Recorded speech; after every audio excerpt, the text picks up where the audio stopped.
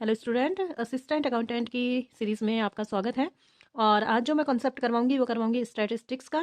और पूरा का पूरा चैप्टर हम इसमें क्लियर कर लेंगे। आपको पता होगा कि आपकी एक यूनिट है स्टैटिस्टिक्स, और उसमें वो आपके सिलेबस में मेंशन है। तो उसी के अकॉर्डिंग जो स्टैट्स के आपके फंक्शंस होते हैं, स्कोप होता है, लिमिटेशंस होते हैं, यूज़ मिसयूज़, ये सब हम इसमें करेंगे।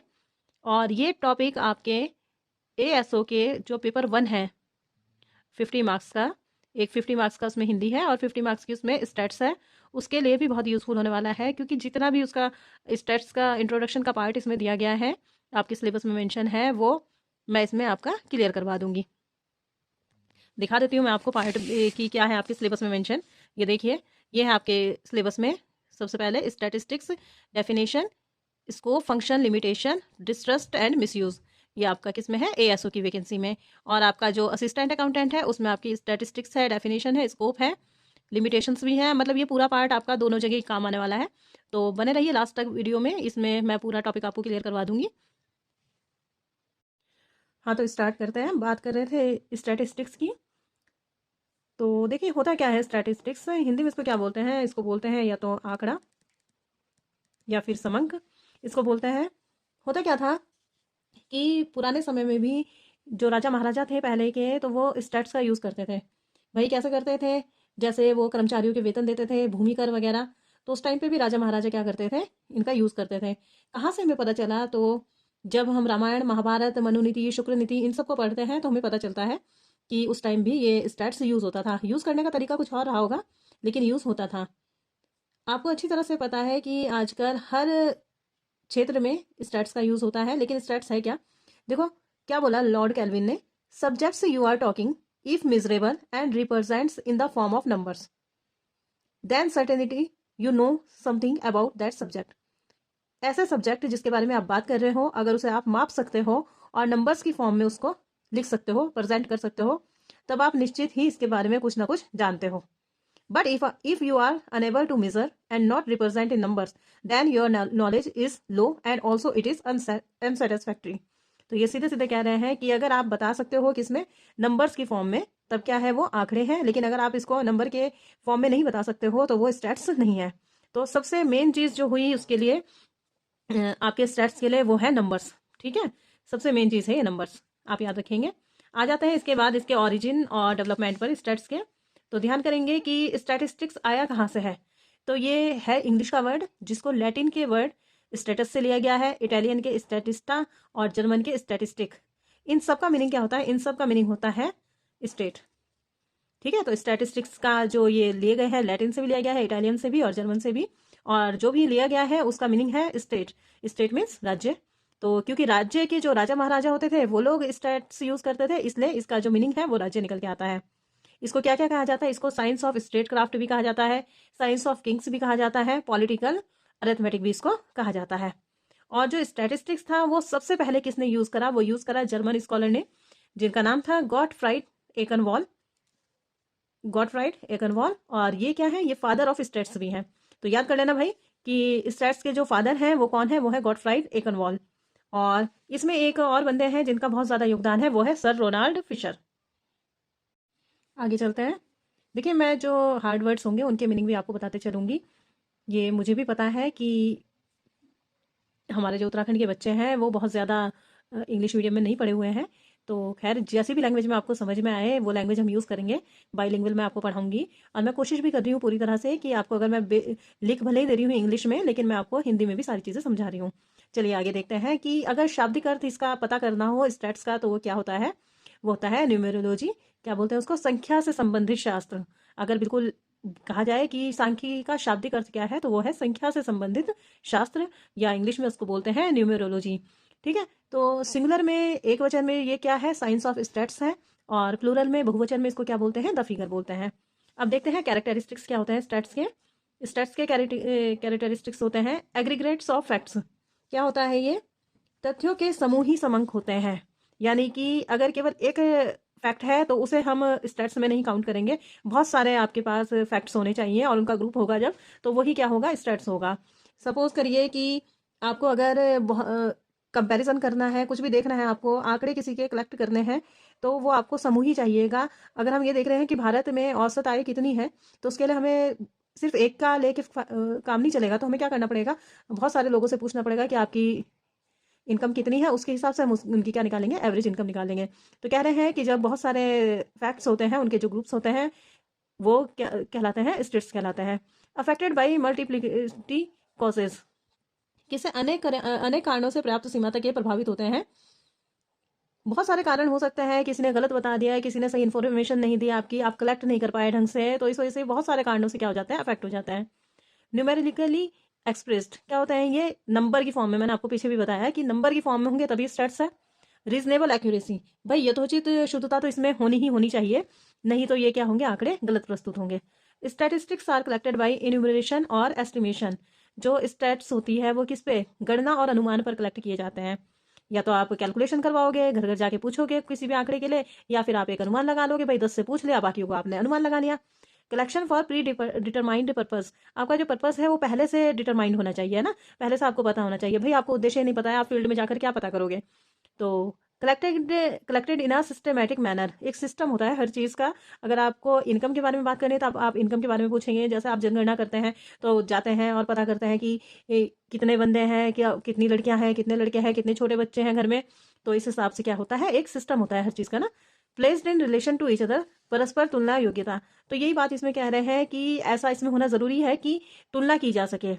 मीन्स दैट आपने वही कि अगर इनकम देखनी है तो एक बंदे की भी पूछेंगे, दूसरे बंदे की भी पूछेंगे, प्राइवेट सेक्टर्स में देखेंगे आप कितनी इनकम्स है, आप गवर्नमेंट सेक्टर में देखेंगे कितनी है, फिर आप तुलना करेंगे कि दोनों के जो एम्प्लॉयज़ हैं उनमें किसकी इनकम ज़्यादा अच्छी है। तो ये भी इसमें ज़रूरी है। कह रहे हैं all the statistical data are numerical fact but all the numerical fact are not statistical data. ये देखो बहुत सही बात इन्होंने कही कि जितने भी ये होते हैं स्टैट्स के डेटा कलेक्शन होते हैं, वो ज़रूरी है कि किस में हो, नंबर की फॉर्म में हो।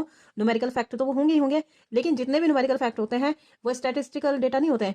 कहने का मतलब है कि जब भी आप गणना करोगे, किसी भी आंकड़ों को कलेक्ट करोगे, तो वो नंबर की फॉर्म में ही होने चाहिए ना। लेकिन अगर आप नंबर्स कलेक्ट कर रहे हो, कुछ भी कर रहे हो, कुछ भी लिख दिया आपने, लिख दिया कि कुछ भी, मैं रोज़ इतने किलोमीटर 3 किलोमीटर दौड़ता हूँ, तो आपने बता दी एक बात, तो वो स्टैट्स तो बनानी है। तो इसलिए इन्होंने कहा है कि नंबर सारे स्टैट्स नहीं होते, लेकिन स्टैट्स होने के लिए नंबर होना बहुत ज़रूरी है। अब बात करते हैं scope and division and subject matter of statistics. क्या है स्टैटिस्टिकल मेथड, सबसे पहले ये किस में बटा हुआ है, स्टैटिस्टिकल मेथड में। क्या होता है स्टैटिस्टिकल मेथड में, कलेक्शन करते हैं डेटा का, क्लासिफिकेशन करते हैं, टेबुलेशन करते हैं, उसको प्रेजेंटेशन करते हैं, एनालिसिस करते हैं, और लास्ट में इंटरप्रिटेशन करते हैं। तो ये जो इसका सीक्वेंस है इसको आप याद कर लेंगे। Firstly collection, then classification, tabulation, presentation, analysis and interpretation. इसमें बहुत ज़्यादा समझने जैसा कुछ नहीं है। आगे बढ़ते हैं, देखते हैं अब क्या है अप्लाइड स्टैटिस्टिक्स। ये क्या होता है भाई, ये 2 पार्ट्स में बटा हुआ होता है, डिस्क्रिप्टिव और साइंटिफिक। साइंटिफिक से आपको समझ में आ रहा हो, इसमें क्या होता है, साइंटिफिक में कुछ स्पेशल प्रिंसिपल्स होते हैं। आपको पता ही है साइंस में क्या होता है, कुछ सिद्धांत होते हैं, for example law of demand, quantity theory of money, इस तरह के क्या होते हैं, साइंटिफिक स्टैटिस्टिक्स होता है ये। और डिस्क्रिप्टिव में क्या होता है, न्यूमेरिकल डिस्क्रिप्शन होता है, पॉपुलेशन हो गया आपका, एक्सपोर्ट इंपोर्ट डेटा हो गया आपका, नेशनल इनकम हो गई। तो ये सब किस में आते हैं, डिस्क्रिप्टिव में। और एक और होता है इसमें इन्फ्लुएंशियल स्टेट्स, इसको बोलते हैं अनुमानित आंकड़े। आपने अनुमान लगा लिया कि भाई इस बार का बजट इतना होना चाहिए, है ना, तो ये क्या हो गया, इन्फ्लुएंशियल स्टेट्स। नेचर देख लेता है स्टेट्स का, तो देखो सीधी बात है, साइंस भी है, आर्ट भी है। तो स्टेट्स को साइंस के साथ क्या बोला इन्होंने, स्टैटिस्टिक्स इज नॉट अ, देख लेते हैं स्टेट्स और साइंस का क्या रिलेशन है। Statistics is not a science, ये साइंस नहीं है, बल्कि ये क्या है, it is a scientific method. ये एक साइंटिफिक मेथड है, not full science but act as a science. ये पूरी तरह से साइंस नहीं है, लेकिन ये साइंस की तरह क्या करती है, बिहेव करती है। क्या बोला इन्होंने, इसके लिए क्या बोल रहे हैं ये, साइंस और स्टैट्स के लिए ये बोल रहे हैं, science without statistics bear no fruit and statistics without science have no root. ये कह रहे हैं कि सांख्यिकी के बिना विज्ञान के फल प्राप्त नहीं होते, और विज्ञान के बिना सांख्यिकी बिना जड़ के होती है। तो यानी कि एक दूसरे के क्या है, ये पूरक हुए। अब देखते हैं statistics and art. Statics art क्यों है, क्योंकि इसमें स्पेशल स्किल्स की जरूरत होती है, एक्सपीरियंसेस की जरूरत होती है, सेल्फ कंट्रोल इसमें चाहिए, so it is also an art. तो ये साइंस भी है और आर्ट भी है। डिबेट है एक, इन्होंने क्या बोला इसके बारे में, मैं इजी वर्ड्स में बता देती हूँ, इनकी लैंग्वेज कुछ और थी लेकिन वो हार्ड थी, इसलिए मैं इसको इजी वर्ड्स में बता रही हूँ। Statistics is both a science and an art, दोनों है। It is science because its method are fundamentally organised and uses everywhere. ये साइंस है क्योंकि इसके मेथड क्या होते हैं, फंडामेंटली ऑर्गेनाइज होते हैं और हर जगह यूज होते हैं।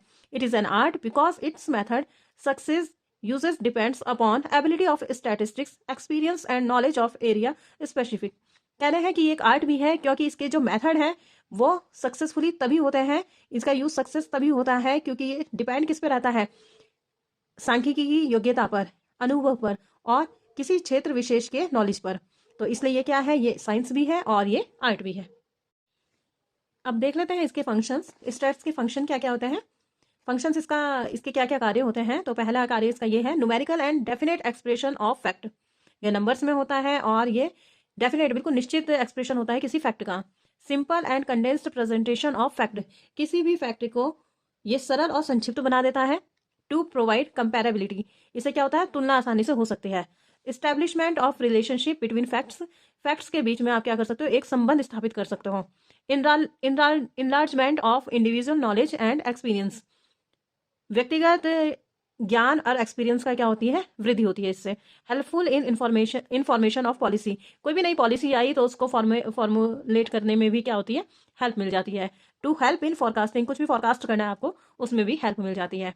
इंपॉर्टेंस ऑफ स्टैट्स, स्टैट्स की क्या क्या इंपॉर्टेंस होती है भाई, इंपॉर्टेंस इसकी लगभग हर क्षेत्र में इसकी इंपॉर्टेंस है। देख लेते हैं किस किस क्षेत्र में। पहले तो गवर्नमेंट के लिए इसकी इंपॉर्टेंस है, क्या है, statistics are the eyes of government administration.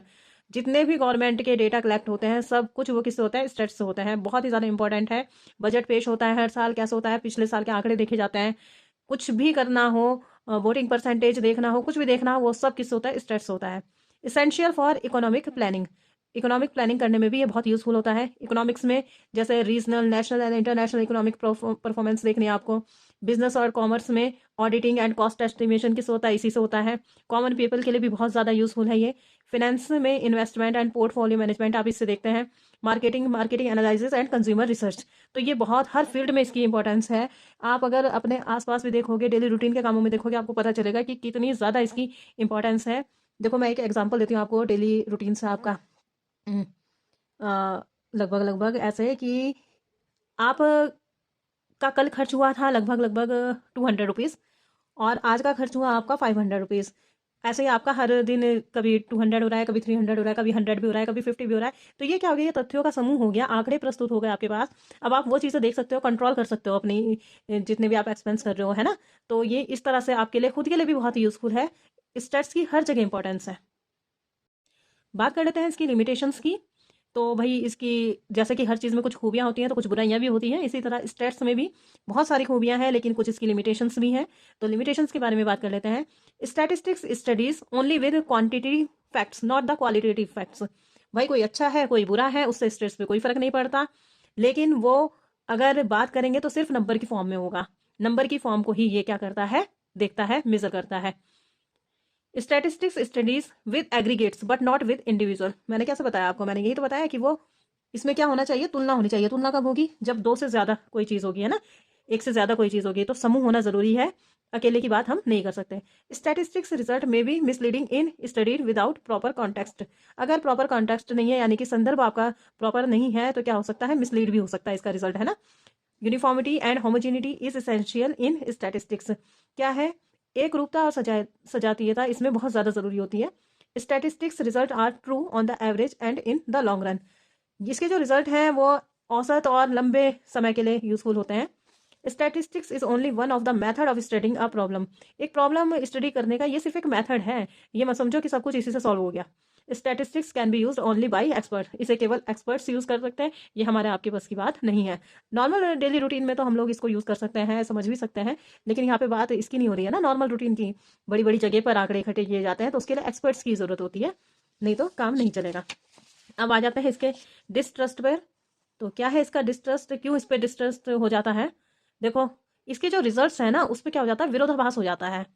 कभी कभी इसके जो डायरेक्ट रिजल्ट्स होते हैं उन पे क्या होता है, contradicting. Not being familiar with the limitation of states. इसके जो स्टेट्स की लिमिटेशन है ना उसके साथ फैमिलियर नहीं हो पाते, इसलिए इस पर ट्रस्ट नहीं रहता। Lack of complete knowledge of statistical method. जो स्टैटिकल मेथड हैं उनकी जो नॉलेज है वो हमें पूरी नहीं है, इसलिए भी इस पर डिस्ट्रस्ट होता है। डेटा का मिसयूज हो जाता है, इसलिए भी होता है। अवेलेबिलिटी ऑफ कन्फ्लिक्टिंग डेटा, इसमें विरोधी डेटा अवेलेबल हो जाते हैं, इस वजह से बहुत ज़्यादा परेशानी आती है। Not knowledge in common people about statistics, common people का पता ही नहीं स्टेट्स के बारे में, तो कहाँ से सही रिजल्ट्स आएंगे। Lack of recognition of accuracy of data, accuracy of data भी इसमें नहीं हो पाती, नहीं पहचान पाते हैं ना। अब आ जाते हैं कैसे इसको रिमूव कर सकते हैं, इसके डिस्ट्रस्ट को कैसे इस पर ट्रस्ट बनाया जा सकता है, वो देख लेते हैं। Use only by trend and skilled person, इसको केवल ट्रेंड और स्किल्ड पर्सन ही यूज करें तो अच्छा है। Impartiality, attention to the limitation of statistics, इसकी जो लिमिटेशंस है उस पर ध्यान दें। फ्री थॉट डिस्कशन, इसमें क्या हो, स्वतंत्र विचार विमर्श हो। Judicious use of data, data भी इसमें अच्छे से कलेक्ट किया जाए। तो क्या होता है इसमें, इस तरह से इस पे क्या बना सकते हैं, हम ट्रस्ट बना सकते हैं। इसमें क्या हो, इसमें निष्पक्ष रह जाए, पार्शलिटी ना हो बिल्कुल भी।